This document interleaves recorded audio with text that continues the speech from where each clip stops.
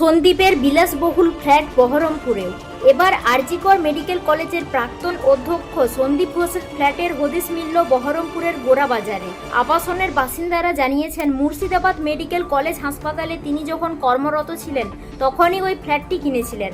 এই সময় বহরমপুর, দক্ষিণ 24 পরগনার ক্যানিংয়ের পরে এবার সন্দীপ ঘোষের ফ্ল্যাটের হদিস মিলল বহরমপুরের গোড়াবাজারে। আরজিকর মেডিকেল কলেজের প্রাক্তন অধ্যক্ষ সন্দীপ যখন মুর্শিদাবাদ মেডিকেল কলেজ হাসপাতালে কর্মরত ছিলেন তখনই ওই ফ্ল্যাটটি কিনেছিলেন, এমনটাই জানিয়েছেন বাবুপাড়ার ওই আবাসনের বাসিন্দারা।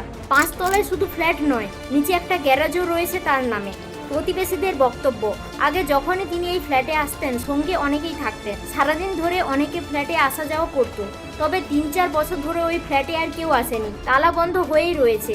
আবাসিকদের দাবি, অনলাইনেই রক্ষণবেক্ষণের খরচ মিটিয়ে দিতেন সন্দীপ। আবাসনের নিচে থাকা গ্যারেজটি বর্তমানে ইসলামপুরের এক ব্যক্তি ভাড়া নিয়েছেন। কয়েকদিন আগে ক্যানিং 2 ব্লকের ঘুটিয়ারি লাগোয়া নারায়ণপুর মৌজায় বিলাসবহুল দোতলা বাংলোর খোঁজ পেয়েছিল ইডি।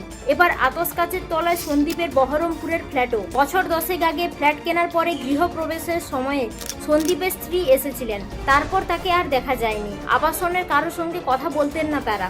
তবে আরজিকরের ঘটনায় সন্দীপের কীর্তিকলাপ প্রকাশ্যে এলে আবাসিকরাও তার শাস্তির দাবিতে সরব হয়েছেন। আবাসনের নিরাপত্তারক্ষী জগন্নাথ দাস বলেন, 3 থেকে 4 বছর এই ফ্ল্যাটে আর কেউ আসেনি। ফ্ল্যাট রক্ষণাবেক্ষণের জন্য ডাক্তারবাবু টাকা পাঠিয়ে দিতেন। গ্যারেজটি অন্য একজনকে ভাড়া দিয়েছেন।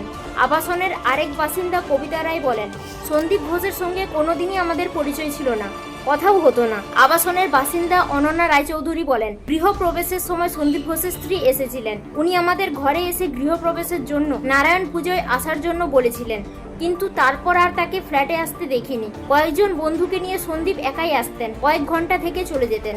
আমরা তাদের কখনো এই এলাকায় দেখিনি।